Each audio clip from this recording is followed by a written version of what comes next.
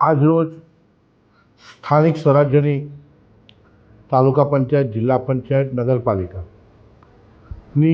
ચૂંટણીની સેન્સ પ્રક્રિયા અમારી ભારતીય જનતા પાર્ટીની પ્રદેશની સૂચના અનુસાર અને અમારા પ્રદેશ અધ્યક્ષ શ્રી જગદીશભાઈ વિશ્વકર્માજીના નેતૃત્વ હેઠળ જ્યારે પંચમહાલ જિલ્લા કાર્યાલય ખાતે પ્રદેશમાંથી નિરીક્ષકશ્રીઓની બે ટીમો આવેલી છે. બે ઝોનની અંદર ટોટલ 9 મંડળમાં ચૂંટણી છે. 38 જિલ્લા પંચાયત, 2 નગરપાલિકા ગોધરા અને શહેરા અને 7 તાલુકા પંચાયતની અંદર સ્થાનિક સ્વરાજ્યની ચૂંટણી છે.